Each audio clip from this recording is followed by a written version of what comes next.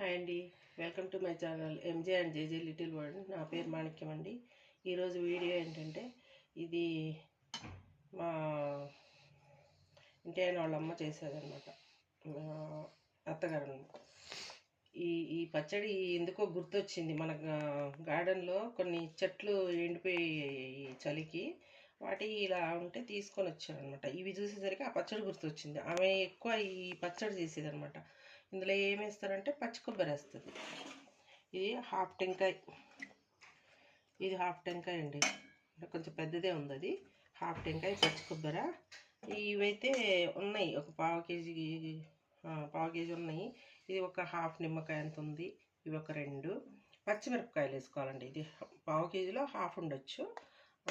ఇంత వేసుకొని మీరు కావాలంటే తర్వాత చూసుకొని చేసుకోవచ్చు. ఇదైతే కరెక్ట్ సరిపోతుందండి. ఇవన్నీ కూడా ఆయిల్ వేసి వేయించుకోవాలి. ఆయిల్ వేసి వేయించుకున్న తర్వాత మిక్సీ కానీ లేదంటే రోల్లో కానీ దంచుకోవడం కానీ చేసుకుంటే చాలా టేస్ట్గా ఉంటుంది.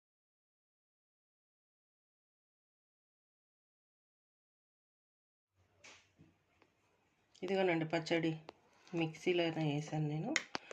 కొంచెం ఏమన్నా చిన్న చిన్న ముక్కలుగా ఉన్నా కూడా టేస్ట్గానే ఉంటుంది, ఏం పర్లేదు. కాకపోతే ఇది ఏం చేయాలి ఎలాగంటే టైం ఎక్కువ తీసుకుంటుందని నేను చూపించలేదు. ఫస్ట్ నూనె అయితే ఎక్కువనే వేసుకొని ఫస్ట్ టమాటాలు వేసుకోవాలి. టమాటాల తర్వాత పచ్చిమిరపకాయలు, కొబ్బరి వేసుకొని అవి కొంచెం వేగాక మూత పెట్టి వేయించుకోండి. వేయించుకున్న తర్వాత కొంచెం కలుపుతా మూత పెట్టేసి తర్వాత చింతపండు కూడా ఆయిల్లోనే వేసి కలిపేసేసి ఒకసారి అంటే ఒక సెకండ్ అంతే వేయించి వేసుకోండి. నీళ్ళు మాత్రం వేయొద్దండి. టమాటాతోనే ఇలా అవుతుంది, గట్టిగానే.